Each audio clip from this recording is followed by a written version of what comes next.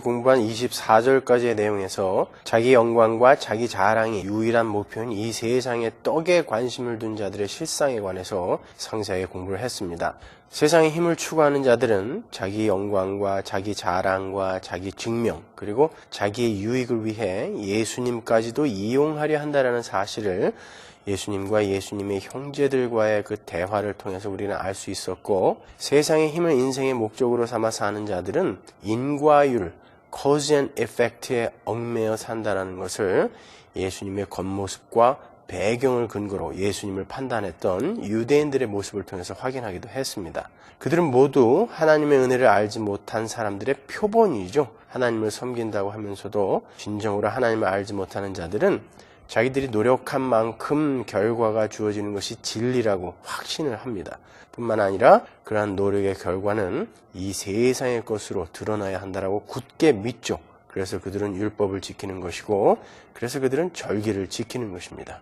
성경은 그러한 자들을 가리켜서 믿지 않는 자라고 분명히 밝히고 있습니다. 그와 반대로 율법과 절기의 그 진의를 아는 이들은, 여러분 다 아시죠? 율법과 절기가 무슨 의미인지 여러 번 제가 설명해 드렸으니까, 그걸 아는 자들은 모든 것이 하나님의 은혜로부터 주어지는 것임을 알고 그 은혜를 의지하고 그 은혜에 순종하게 되며, 그 하나님의 은혜에 의해 주어지는 것은 이 세상의 떡이 아닌 하늘의 떡인 영생이라는 것을 알아요. 그래서 그들은 자기의 영광이 아닌 하나님의 영광을 위해서 살게 되는 것이고요. 하나님이 기뻐하시는 삶을 살기 위해서 열심을 내게 되는 거죠. 전자와는 완전히 다른 종류의 열심인 거예요. 성경은 그들을 가리켜 믿는 자라고 부르는 것입니다. 그게 우리가 지난 시간까지 공부한 7장의 내용이에요. 오늘 본문에도 역시 그렇게 율법의 외양을 형식적으로 지키면서 자기 영광과 자기 자랑만을 위해서 사는 자들이 어떻게 하나님이신 예수 그리스도를 배척하게 되는지에 관한 이야기가 여러 가지 에피소드들을 통해서 그려지고 있는 거예요. 먼저 25절에서 27절까지 보시면요, 예수님께서 성전에서 가르치시는 것을 본 유대인들이 예수님과 당국자들을 조롱하는 그런 장면이 나와요. 예수님께서 공개적으로 복음을 가르치시고 계신데 당국자들이 예수님에게 손을 못 대고 있는 거예요. 그 이유는 본문 30절의 말씀에 의하면 아직 예수님이 죽으실 때가 되지 않았기 때문에 라고 그래요. 그렇죠? 그랬더니 유대인들이 뭐라 그래요? 우리가 저 사람이 어디서 온 줄을 아는데 당국자들이 저 사람을 진짜 그리스도로 아는 거 아니냐? 이렇게 비아냥거리죠. 그렇죠? 26절에 보면 역시 예수님의 배경과 겉모습만으로 그분을 판단하는 세상의 힘을 추구하는 자들의 특징이 그대로 또 드러나고 있는 거예요. 그때 주님께서 그들에게 이렇게 대답하십니다. 28절, 29절을 보겠습니다. 예수께서 성전에서 가르치시며 외쳐 가라사대 너희가 나를 알고 내가 어디서 온 것도 알거니와 내가 스스로 온 것이 아니로라. 나를 보내신 이는 참이시니 너희는 그를 알지 못하나 나는 아노니 이는 내가 그에게서 났고 그가 나를 보내셨음이니라 하신대. 이 말씀은 유대인들이 알고 있는 것이, 그들이 안다라고 하는 것이 얼마나 얄팍하고 잘못된 것인지를 지적하는 말씀인 거예요. 너희가 나를 안다고 하는데 너희가 나에 대해서 알고 있는 것은 모두 다 이 세상의 세계관과 가치관이라는 안경을 통해서 본 왜곡된 것들이다라는 의미의 말씀인 거예요. 너희가 나를 안다고? 아니야, 너희는 나를 몰라 라고 이야기하는 거예요. 이 세상의 세계관과 가치관을 통해서 예수님을 바라볼 때 그분은 결코 메시아일 수가 없죠. 그렇죠? 가난하고 약하고 못생기고 작고 못 배우고 초라한 그런 모습의 예수님은 강력한 힘을 소유하고 그들에게 다윗 왕국의 영화를 다시 안겨줄 정치적 경제적 메시아를 기다리던 유대인들에게는 정말 매력이 없는 분이었잖아요. 그렇죠? 다른 말로 세상의 영광과 힘을 추구하는 자들은 절대로 십자가를 지시기 위해 가장 낮은 곳으로 오신 예수 그리스도를 알아보지 못한다라는 말인 거예요. 오늘날도 마찬가지입니다, 여러분. 오늘날도 예수를 믿는다고 하는 많은 사람들이 그런 강력한 힘을 갖고 나를 도와줄 예수를, 그런 메시아를 믿는 사람들이 많아요. 여러분이 생각하시기에 그게 뭐가 나쁜 건가 이렇게 생각하실지도 모르겠지만 지금 우리가 공부하는 이 요한복음 7장이 바로 거기에 대한 경고의 메시지인 거예요, 여러분. 예수를 믿는 건 그런 식으로 믿는 거 아니다라는 뜻입니다. 세상의 가치관과 세상의 세계관을 통해서 기독교를 이해하시려고 그러면 안 돼요, 여러분. 기독교는 세상이 가치로 정해준 것들, 그런 것들을 많이 얻어내고 쌓는 것이다. 이렇게 생각하시면 안 됩니다. 일관성이 없는 건 정말 가치 있는 게 아니에요. 여러분, 언제부터 얼굴이 작고 키가 크고 다리가 긴 사람들이 미인, 미남이라는 소리를 들었죠? 중세 때 미인들 그림이나 사진 보셨어요? 전부 퉁퉁하죠. 그죠? 키도 작고. 조선시대 때 미인도 같은 거 보세요. 눈은 그냥 완전히 무슨 새우젓 같은 눈에다가 통통하고 뭐 키도 조그맣고, 그게 미인의 기준이었어요. 그때 당시에는. 지금은 금, 은이 굉장히 비싸지만 십자군 전쟁 이전에는 소금이 더 비쌌었어요. 자, 가치라는 거는, 세상 사람들이 이렇게 정해놓은 가치라는 것은 수시로 변해요. 앞으로 미남, 미녀가 어떻게 또 기준이 바뀔지 몰라요. 그리고 앞으로 어떤 것이 더 가치 있는 것이 될지 또 몰라요. 그렇죠? 옛날 조선시대 때는 백정이 굉장히 천한 직업이었지만 지금은 정육점 사장은 돈 잘 버는 좋은 직업 가진 사람이잖아요. 그러니까 그런 거 수시로 변하는 일관성 없는 것들은 여러분이 가치라고 생각하시면 안 돼요. 진짜 가치 있는 것은 하늘의 것입니다. 그걸 추구하는 거예요, 기독교는요. 주님이 계속해서 말씀을 이어가시기를, 당신은 스스로 온 것이 아니라 누가 보내서 왔는데 그 보내신 분이 참이시다 그러죠. 그죠? 유대인들은 참이시다라는 말을 들었을 때, 참된 분은 오직 한 분 하나님이라는 것을 금방 알아차렸어요. 근데 그 참이신 하나님을 너희는 알지 못한다라고 예수님이 그들의 자존심을 긁어버린 거죠. 유대인들의 하나님을 향한 열심은 그야말로 대단한 거였어요. 그런데 주님께서 그들에게 너희는 하나님을 모른다라고 딱 잘라 말씀해 버리시는 거예요. 그리고는 당신은 그분에게서 보내심을 받았기 때문에 당신은 그분을 안다, 이렇게 이야기했어요. 참 얄미웠겠죠, 그죠? 안다라고 하는데 니네는 몰라, 근데 나는 알아라고 이야기하신 거예요. 그러니까 잡아 죽이려고 그런 거예요. 그렇지 않아도 하나님에게서 나왔고 하나님으로부터 보내심을 받아 왔다는 자가 자기들의 기대를 송두리째, 나는 세상에 떡 주러 온 거 아니야, 하늘에 떡 주러 왔어, 이렇게 기대를 송두리째 무너뜨려서 속상해 죽겠는데, 거기다가 자기들의 최후의 자존심마저 깔아 뭉개버렸으니까, 무시를 당했으니 그들의 기분이 어땠겠어요? 당연히 죽이고 싶었겠죠. 그렇죠? 그러니까 세상의 힘을 추구하는 자들은 하나님을 섬기는 게 아니라 하나님을 죽여요.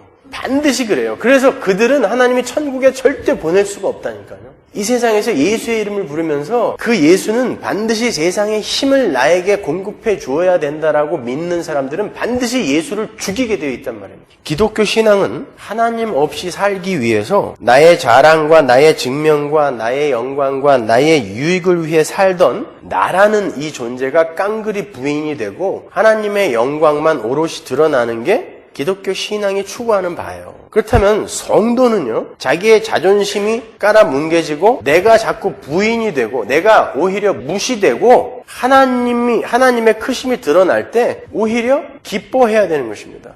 하나님이 나를 이렇게 만지고 계시는구나. 이 신앙의 목표 지점인 그 거룩의 완성의 자리로 나를 부인시키고 하나님만 드러나는 그 자리로 나를 지금 열심히 끌고 가시는 것이구나라고 오히려 찬양을 해야 되는 것입니다, 여러분. 그러나 하나님을 알지 못하는 자들은 내가 부인이 되고 내가 무시를 당하면 그게 하나님일지라도 죽여버린단 말입니다. 그러니까 우리는 이 땅에서 나는 티끌이구나 라고, 나는 무에서 창조된 자구나 라는 것을 아는, 그러니까 무에서 창조된 자가 자기는 유인 줄 알았다가 다시 무로 재창조되는 게 신앙생활인 거예요. 나는 나띵이구나, 하벨이구나를 깨닫고 가게 되는 게 바로 신앙생활이에요. 그러니까 이 땅에서 여러분은 부지런히 죽으셔야 되는 거예요. 그래서 애굽에서 60만 명이 나와서 60만 명이 광야에서 다 죽는 모습이 성경에 그려져 있는 것입니다. 그리고 세 사람 60만 명이 들어가는 거란 말이에요. 그러니까 우리는 이 광야 인생길에서 나를 죽이는 거예요.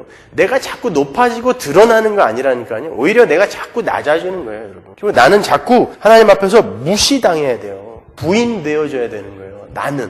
그러니까 하나님이 나를 위해서 존재한다는 생각은 다 버리세요. 내가 하나님을 위해 존재하는 것입니다. 하나님은 그만큼 크신 분이라니까요. 우리가 상상할 수도 없을 만큼 크신 분인 거예요. 근데 그분을 우리가 수단과 방법으로 동원하여 우리의 유익을 채우는 게 기독교라니요. 그거는 말이 안 되는 거예요, 여러분. 그건 하나님이 누구신지 신론에 대한 정의도 제대로 못 내리고 있는 거예요, 그거는요. 그렇다면 우리는 과연 하나님과 그분이 보내신 예수 그리스도를 제대로 알고 있는 걸까요? 이들은 철떡같이 자기들이 하나님을 알고 있다고 믿고 있었는데 예수님이 너희는 몰라라고 이야기했잖아요. 만약에 우리한테 와서 그러시면 어떡할 거예요? 큰일 나는 거예요. 우린 지옥 가는 거예요, 그러면요. 우리 지금 열심히 예수 믿는다고 믿고 있는데 예수님이 어느 날 오시더니 너는 하나님을 몰라. 그럼 어떻게 하실 거예요? 여러분도 예수님 목 졸릴 거예요? 모르긴 왜 몰라? 그럼 어떻게 할까요? 우리가 진짜 하나님을 알고 제대로 알고 믿고 있는 건지 아니면 모르고 엉뚱하게 믿고 있는 건지 어떻게 알아요? 간단해요. 우리가 메시아는 세상의 힘을 공급해주고 소원이나 들어주기 위해 오신 분이 아니라 하늘의 생명인 영생을 주러 오신 분이다. 그리고 그 영생을 받은 자들은 이 세상에서 잘 먹고 잘 사는 것을 목표로 하여 사는 자들이 아니라 하나님 나라의 삶의 원리인 십자가의 삶을 이 땅에서 살아야 한다. 뿐만 아니라 그 영생은 너희들이 뭔가 남들보다 잘나서 열심을 부려서 주어진 것이 아니라 오직 하나님의 은혜로만 주어지는 것이다. 그러니까 잘난 척하지 말아라 라는 이 설교를 듣고 그 설교를 한 사람을 죽이고 싶으면 여러분은 가짜예요. 지금 그러잖아요. 예수님이 똑같이 그렇게 이야기하셨는데 예수님을 죽이려고 하잖아요. 분명히 그러죠. 그죠? 그러니까 제가 잘 가르치고 있는 게 맞는 거죠. 저 예수님처럼 가르치고 있잖아요. 지금 저는. 네? 계속해서 32절을 보시면 그렇게 자기의 영광과 자기의 유익과 자기 자랑과 자기 증명을 위해서 신앙생활을 하던 자들이 예수님을 잡기 위해 사람들을 보내죠. 드디어 자기 영광을 구하는 자들의 예수님 살해 작전이 실행에 옮겨지는 거예요. 그때 주님께서 그 하속들에게 당신의 십자가 죽음에 대해서 넌지시 이제 암시를 하시죠. 나는 너희들이 도저히 올 수 없는 곳으로 이제 갈 거야. 나는 바로 그 일을 하러 온 거야. 라고 이렇게 이제 암시를 해주는데 그들이 못 알아들어요. 그러니까 이 36절까지의 그 내용도 결국 자기 영광과 자기 자존심을 위한 신앙이 얼마나 헛된 것인가에 대한 설명인 거예요. 자기 자신을 위한 신앙은 신앙도 아닐 뿐만 아니라 하나님을 살해하는 것으로 결론이 난다라는 것을 여기서 보여주는 거예요. 이 에피소드가. 계속해서 이 요한복음 7장의 요절이라고 할 수 있는 37절을 보시면요. 초막절의 마지막 날에 일어났던 일들이 기술되어 있어요. 이 37절 이하도 역시 인간의 노력과 열심이 아닌 하나님의 은혜로 말미암게 되는 영생을 설명하는 에피소드인 거예요. 초막절의 마지막 날, 그러니까 8일째 되는 날이에요. 8일째 되는 날 예수님께서 외치셨는데 뭐라고 외치셨냐면은 누구든지 목마르거든 내게로 와서 마셔라 라고 이야기하셨어요. 8일째 되는 날에. 제가 7장을 시작할 때 간단하게 설명해드린 바와 같이 초막절에는 성전의 번제단에다가 물을 붓는 의식을 행했다 그랬죠. 7일 동안에 열심히 거기다가 제사장이 그 번제단에다가 물을 열심히 갖다 부어요. 7일 동안 매일 아침 제사장이 금그릇을 들고 성전의 남쪽 문으로 나가요. 남쪽 문으로 나가면 바로 보이는 것이 실로암 연못이에요. 그 실로암 연못에서 물을 떠다가 다시 성전으로 들어와서 번제단을 한 바퀴 돌고 번제단에다가 물을 뿌려요. 그리고 7일째 되는 날은 번제단을 7바퀴 돌고 물을 뿌려요. 여리고성 함락작전과 똑같은 모양으로 그렇게 이제 물을 뿌린다고요. 그런데 이러한 의식은 율법에 나와 있는 의식이 아니에요, 여러분. 그럼 언제부터 왜 이런 일을 했을까요, 이 사람들이? 열왕기상 8장 10절 보세요. 제사장이 성소에서 나올 때에 구름이 여호와의 전에 가득하매 제사장이 그 구름으로 인하여 능히 서서 섬기지 못하였으니 이는 여호와의 영광이 여호와의 전에 가득함이었더라. 성전은 여호와의 영광이 가득한 곳이죠. 그죠? 솔로몬이 건축한 성전에 이렇게 여호와의 영광이 가득했어요. 근데 그 영광이 어느 시점에 성전을 떠나버려죠. 그죠? 에스겔서에서 보셨죠? 에스겔서 10장 18절 보세요. 여호와의 영광이 성전 문지방을 떠나서 그룹들 위에 머무르니 그룹들이 날개를 들고 내 목전에 땅에서 올라가는데 그들이 나갈 때에 바퀴도 그 곁에서 함께하더라. 그들이 여호와의 전으로 들어가는 동문에 머물고 이스라엘 하나님의 영광이 그 위에 덮였더라. 이스라엘이 불심판을 당하는 그런 모습인데 그때 성전에서 여호와의 영광이 떠나버렸다 그래요. 근데 그 여호와의 영광이 성전에 다시 돌아왔을 때 그 모습을 어떻게 묘사를 하는지 한번 보자고요. 에스겔서 44장 4절. 그가 또 나를 데리고 북문을 통하여 전 앞에 이르시기로 내가 보니 여호와의 영광이 여호와의 전에 가득한지라. 다시 돌아왔죠? 그 모습을 에스겔서 47장에서 이렇게 기록해요. 그가 나를 데리고 전문에 이르시니 전에 전면이 동을 향하였는데 문지방 밑에서 물이 나와서 동으로 흐르다가 전 우편 제단 남편으로 흘러내리더라. 그가 또 나를 데리고 북문으로 나가서 바깥길로 말미암아 꺾여 동향항 바깥문에 이르시기로 본즉 물이 그 우편에서 스미어 나오더라. 보세요. 여호와의 영광이 성전에 돌아왔을 때 그 성전 문지방에서 물이 흘러서 제단 남편으로 흘러내린다고요. 사실 이거는 반석이신 예수 그리스도에게서 솟아나는 생수를 상징하는 거였는데 이스라엘 사람들은 이 에스겔서를 읽으면서 성전 문지방에서 물이 흘러 넘쳐야 하나님의 영광이 돌아온 거고 영광이 가득한 거라고 믿은 거예요. 근데 학개가 바벨론에서 돌아와서 학개가 재건한 성전에는 또 이 여호와의 영광이 없어요. 볼까요? 학개 2장 3절. 너희 중에 남아있는 자, 곧 이전 영광을 본 자가 누구냐? 없어졌어요. 그렇죠? 그래서 이스라엘 사람들은 이 포로 귀환 이후 때부터 그 여호와의 영광이 다시 돌아와 화려하고 찬란한 다윗 왕국, 솔로몬 왕국을 우리에게 다시 회복시켜 주기를 간절히 바라는 마음에서 자기들이 물을 떠다가 계속 부은 거예요. 초막절에. 율법에 있지도 않은 이야기를 그냥 자기들이 여호와의 영광에 어서 돌아와 다윗 왕국, 솔로몬 왕국을 회복시켜 주옵소서라는 의미에서 물을 갖다 부은 거란 말입니다.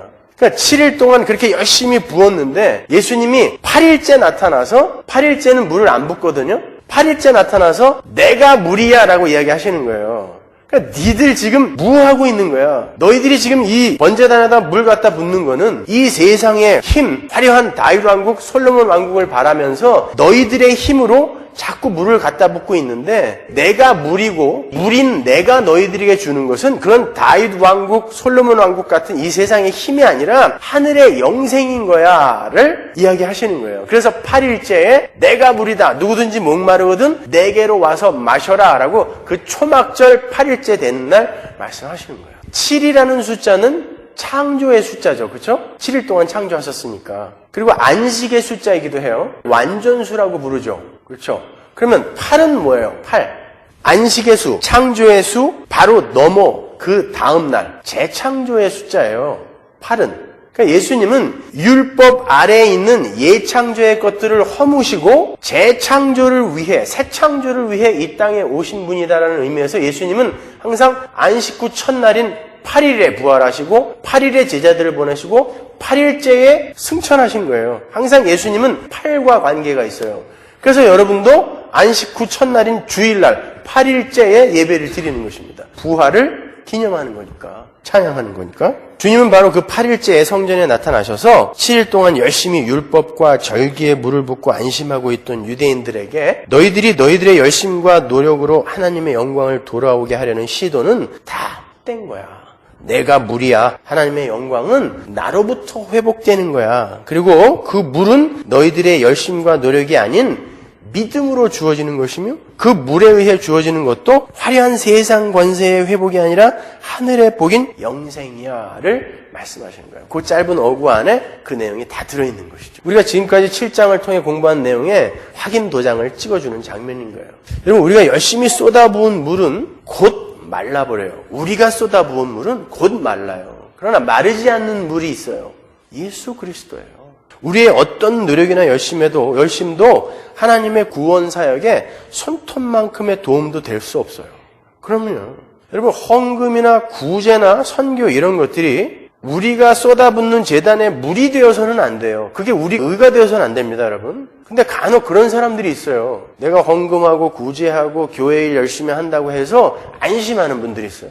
그것으로 안심하는 분들은 지금 열심히 자기가 물 갖다가 붓는 거예요. 그거는 열매로 나오는 거예요. 열매로. 구원은 오직 예수 그리스도에 의해서만 믿음으로 우리에게 주어지는 거예요. 근데 그게 너무 감사하니까 우리의 삶 속에서 그런 나를 버리는 삶이 나오는 거예요. 나를 버리는 삶이 바로 헌금이고 구제이고 봉사고 그런 거예요. 그건 나를 버리는 거예요. 내 걸 손해보는 거잖아요. 그렇죠? 그런 행위가 나오는 거예요. 십자가의 삶이 나오는 거예요. 그러니까 영원한 생수이신 예수 그리스도에 의해서 우리 안에 하나님의 영광은 온전히 회복돼요. 오직 예수의 은혜만을 의지해야 되는 것입니다. 그때에 그 은혜를 확실히 알게 될 때에 우리에게 그런 열매들이 나오죠. 뿐만 아니라 우리가 추구해야 하는 목표 지점 또한 화려한 이 세상의 다윗 왕국이어서는 안 되는 거예요.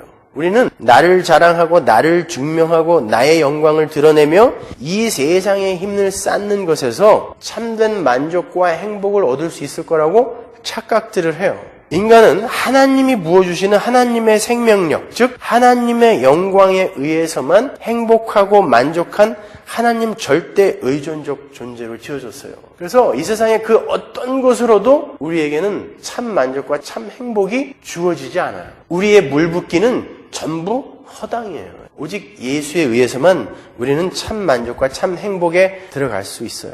그래서 하나님의 은혜에 의해 성도로 선택된 자들은 이 세상 것들이 아닌 하나님의 생명력이 풍성히 나에게 부어지기를 간절히 소망하게 되는 거예요. 하나님의 생명력이 뭐예요?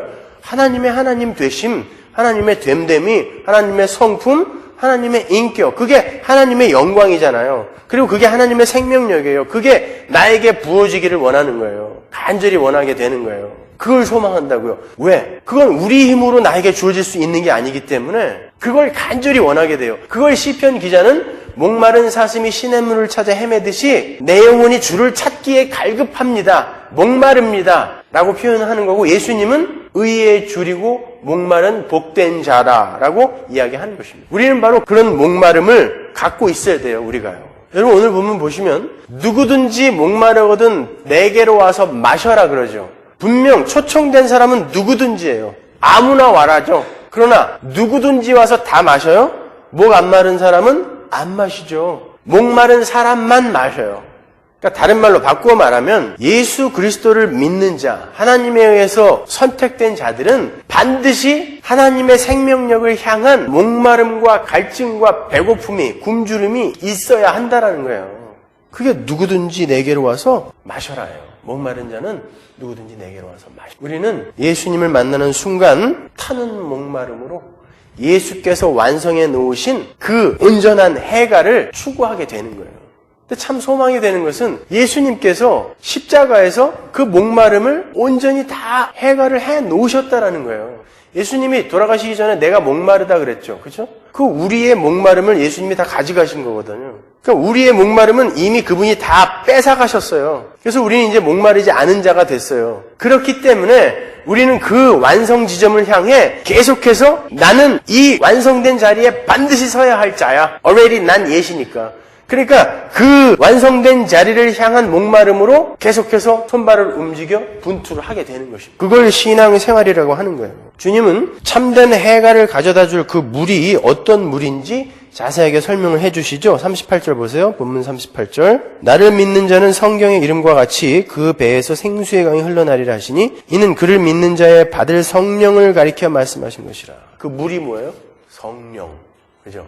물이 성령이에요. 38절에 그 배는 헬라어 코일리아라는 단어인데요. 그 단어는 가슴, 자궁 이런 뜻이에요. 그러니까 존재의 핵을 말하는 거예요. 그런데 그 배에서라는 이 어구는 나를 믿는 자의 배에서라고도 번역을 할 수 있고 예수의 배에서라고도 번역을 해도 무방해요. 우리가 얼른 생각할 때 누구의 배에서 생수가 흘러나와야 맞아요? 예수님의 배에서 생수가 흘러나와야 맞죠? 근데 우리의 배에서도 생수가 흘러나올 수도 있는 건가요?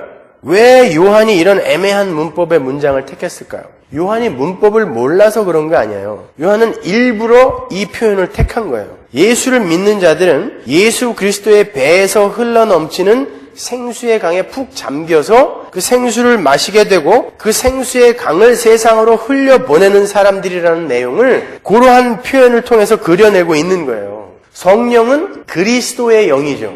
로마서 8장 9절, 그죠? 그 성령은 참 성전이신 예수님에게서 흘러넘쳐서 예수님을 닮은 작은 성전들인 교회에게 전해졌어요. 교회는 바로 그 성령의 물을 세상으로 흘려보내는 사람들인 거예요.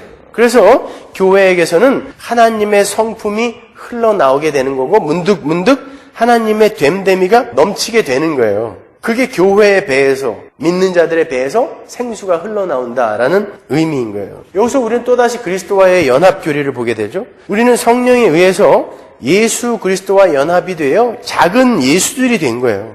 그렇게 우리에게 예수 그리스도의 인생이 다 부어져서 그 예수 그리스도의 십자가 인생이 우리의 삶 속에서 사라지게 되는 것입니다. 자, 예수의 배에서 나온 그 성령이 우리의 배에서도 나와요. 성령이 나온다라는 게 뭐예요? 하나님의 성품, 하나님의 됨됨이, 그런 하늘나라의 삶이 내 안에서 나온다라는 거란 말입니다. 근데 그 삶은 뭐예요? 십자가의 삶이거든요. 내가 당해주고 고난받고 욕먹고 순환받으면서도 사랑해주고 용납해주고 섬겨주는 거, 그게 하늘나라의 삶의 원리잖아요. 그걸 세상 사람들은 고난이라고 이야기하죠.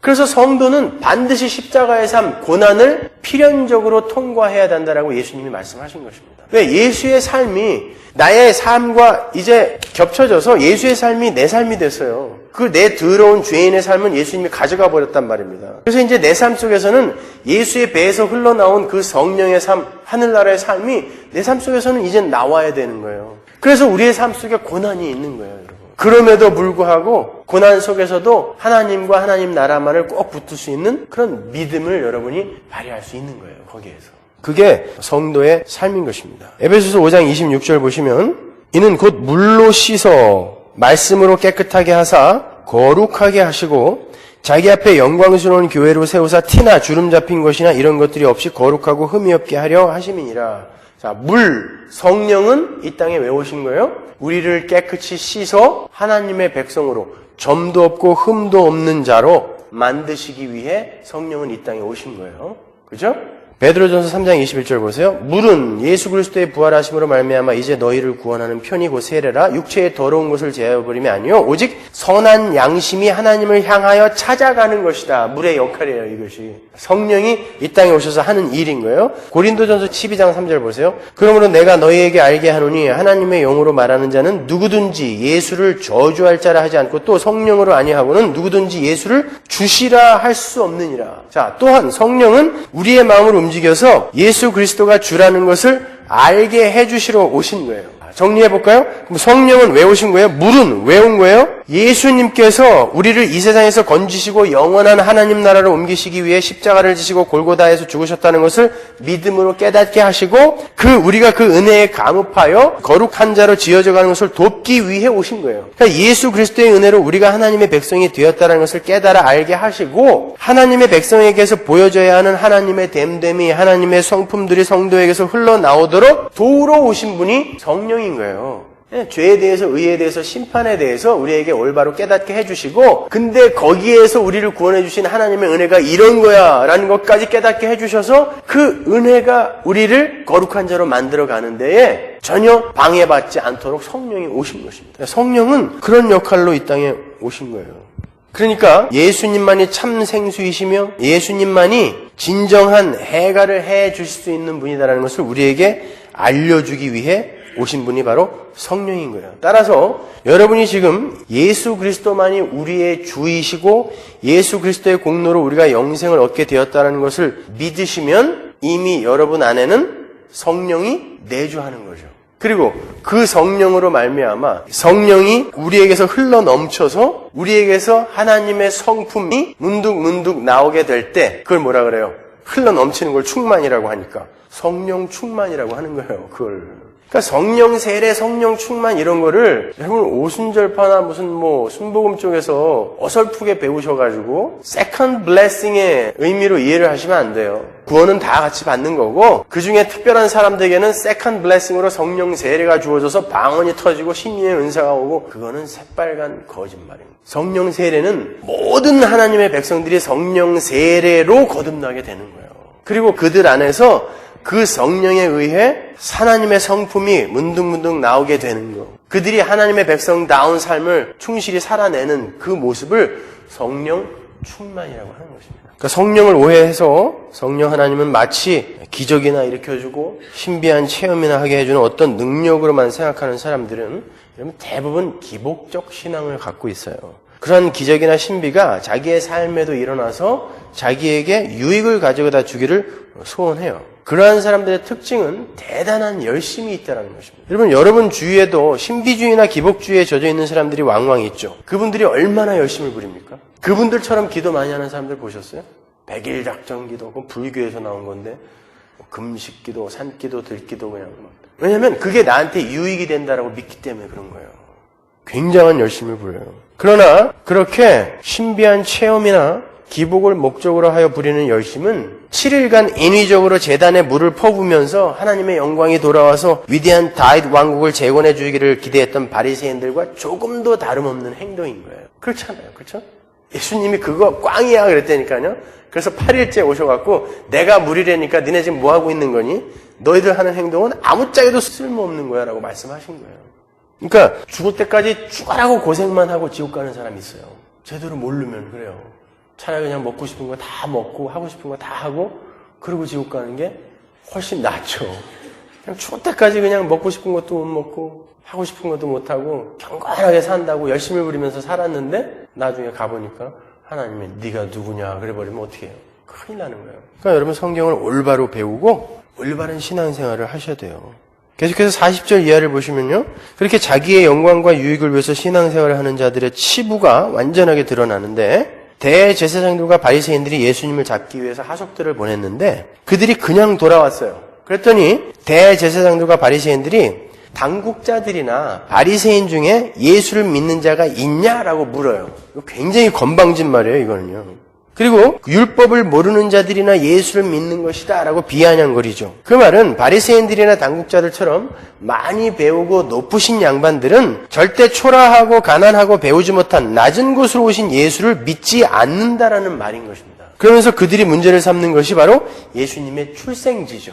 메시아는 베들레헴에서 태어나야 되는데 그 예수는 갈릴리 사람이 아니냐라고 이야기하잖아요. 계속해서 그걸 반복하여 걸고 넘어져요. 예수님은 성경이 예언한 대로 베들레헴에서 나셨어요. 그렇죠? 그런데 왜 성경은 예수님을 갈릴리 나사렛 사람이라고 부를까요? 베들레헴 사람 이렇게 부르면 오해도 없고 참 좋잖아요? 근데 왜 성경은 예수님을 갈릴리 사람 나사렛 사람으로 부를까요? 성경은 그 이유를 이렇게 밝혀요. 마태복음 2장 22절 보세요. 그러나 아켈라오가 그 붙인 헤롯을 이어 유대의 임금됨을 듣고 거기로 가리를 무서워하더니 꿈에 지시하심을 받아 갈릴리 지방으로 떠나가 나사렛이란 동네에 와서 사니 이는 선지자로 하신 말씀에 나사렛 사람이라 칭하리라 하심을 이루려 함이라. 하나님이 나사렛 사람이라고 칭하라고 정해놓으셨다는 거죠. 하나님이 왜 그러셨을까? 베들레헴 사람이라 칭하리라 하심을 이루려 함이라 그러면 서로 좋잖아요. 우리도 이해가 하기 쉽고. 근데 하나님이 이렇게 정하셨어요. 오해를 당하게끔 하나님이 만들어 버리신 거예요. 거기에는 아주 깊은 구속사적 예언이 깃들어 있는 거예요. 메시아의 탄생과 통치에 대한 예언이 들어있는 이사야서 9장 1절에 그 이유가 나와 있어요. 볼까요? 전에 고통하던 자에게는 흑암이 없으리로다. 옛적에는 여호와께서 스불론 땅과 납달리 땅으로 멸시를 당케 하셨더니 후에는 해변길과 요단 저편 이방의 갈릴리를 영화롭게 하셨느니라. 주님은 분명 베들레헴에서 태어나셨어요. 그런데 베들레헴은 예수 그리스도를 쫓아냈죠. 헤롯의 질투가 예수 그리스도를 애굽으로 쫓아버렸던 거예요. 예수 그리스도는 애굽에서 나오셔서 베들레헴이 아닌 갈릴리로 향하셨고 그 일로 그분은 이방 갈릴리의 빛이 되신 거예요. 보세요. 갈릴리가 지금 이방의 갈릴리라고 묘사가 돼 있죠. 그렇죠? 그러니까 지금까지 우리가 공부한 내용을 잘 머릿속에 그려보세요.